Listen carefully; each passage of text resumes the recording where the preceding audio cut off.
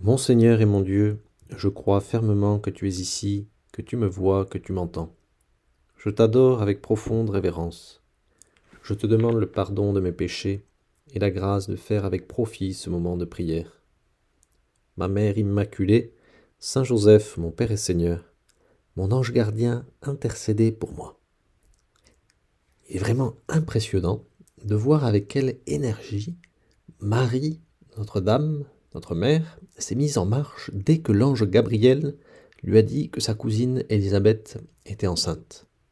Marie allait devenir la mère du Messie, ce qu'espérait toute bonne juive. Elle allait le devenir. Elle allait devenir la mère de Dieu.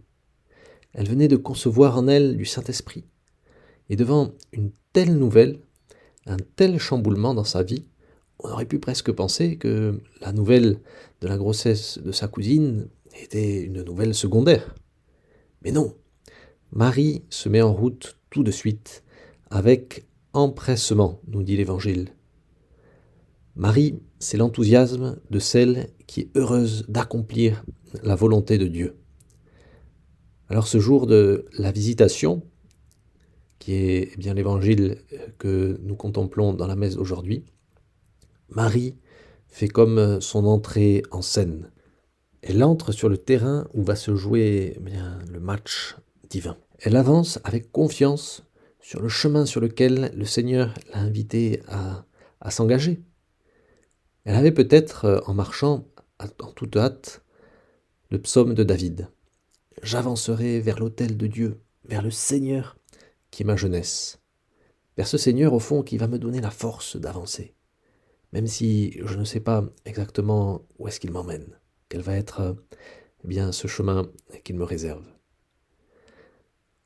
La vocation de Marie à devenir la mère de Dieu la pousse déjà à ne penser exclusivement qu'aux autres.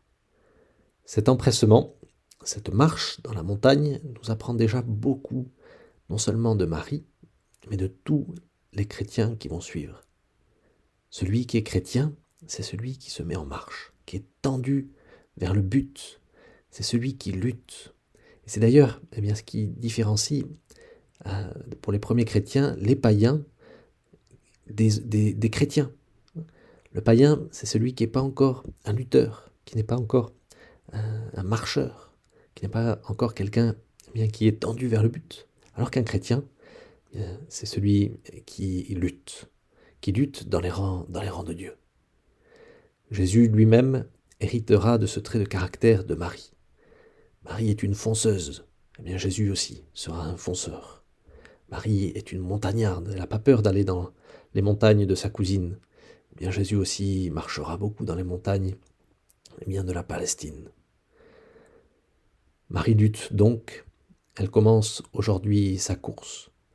Mais qu'est-ce qui lui permet de trouver la force de se mettre en route avec empressement, nous dit l'Évangile, pour aller à 150 km de chez elle, dans cette région montagneuse de surcroît? À travers Marie et Élisabeth, c'est Jésus qui va à la rencontre de Saint Jean. Les mères, Marie et Élisabeth, sont comme des prophétesses que leurs fils respectifs mettent en marche. Et leurs fils, dans le ventre de leur mère, agissent à travers elles. Et on voit Jean qui tressaille pour saluer Jésus. Donc c'est cela que signifie cette visitation. C'est Jésus qui pousse Marie, sa mère, à se mettre en marche alors que il est encore dans le ventre de Marie. Voilà ce que dit Origène, un des écrivains des premiers temps de l'Église. Jésus, dans le sein de la Vierge, se hâtait de sanctifier Jean-Baptiste, encore dans le sein de sa mère. Mais dès que Marie eut prononcé la parole que le Fils de Dieu dans son sein lui avait suggérée, l'enfant bondit. Et finalement, tout cela arrive pour que Marie fasse participer Jean, encore dans le sein de sa mère, à la force qu'elle tient de celui qu'elle a conçu et qu'elle a dans son ventre. La visitation nous apprend donc ce trait essentiel de la vie de Jésus. Le Fils de Marie nous met en chemin. Si Marie est partie avec empressement, c'est que ce petit enfant qui était déjà en elle l'a poussé. Et Jésus nous pousse, nous aussi, à nous compliquer un peu la vie. Mais c'est cela qui va remplir notre cœur, comme ce voyage et cette joie des retrouvailles entre Marie et Élisabeth a rempli le cœur de Marie. Il n'y a pas longtemps, j'écoutais une interview de sœur André, une sœur qui a 117 ans, et qui racontait aussi comment le Seigneur l'avait mise en marche. Écoute ce qu'elle dit. Pas une révélation religieuse, parce que le bon Dieu m'a voulu. Il m'a embobiné d'une façon parfaite. Je ne trouvais pas à aimer à fond. J'ai fréquenté les choses religieuses et tout m'a enchanté. À un moment donné, j'ai dit, mais voilà ma voie. Je vais être religieuse. Et ça réussit. Moi, j'ai aimé le bon Dieu par-dessus tout. Et il m'a bien rendu. Elle a raison, la sœur André. Jésus nous embobine. Il nous embobine d'une façon parfaite, comme elle dit. Et il fait de nous, ce fil qui va servir à quelque chose. Si on ne se laisse pas embobiner, on est un fil qui vole au vent. Alors que si on se laisse embobiner dans le moulinet de la canne à pêche divine, ce fil que nous sommes sert à aller pêcher les autres, à aller être des pêcheurs d'hommes. Jésus hâte donc nos pas. Et c'est bon signe si l'Évangile et le Christ, d'une certaine manière, nous embobinent et qu'il nous pousse à aller vers les autres. Jésus nous met en chemin et respecte notre liberté. Il le fait d'une manière délicate. À nous, finalement, de saisir les occasions qui se présentent pour nous laisser embobiner par le Seigneur. Le soir de Noël qui approche, les bergers vont moins dormir que d'habitude. Ils vont être un peu plus fatigués. Ils vont devoir se mettre en marche quand l'ange leur annonce la naissance de l'enfant Jésus. Et Dieu les encourage à aller de l'avant. Leur journée et leur nuit, c'est compliqué pour les autres et pour Jésus. Mais la récompense, elle est immense. Ils peuvent ensuite, quand ils arrivent devant la crèche, tenir dans leurs bras le Fils de Dieu fait homme. Alors Seigneur, quand dans nos journées, nous voyons que les choses se compliquent, arrêtons-nous un instant et pensons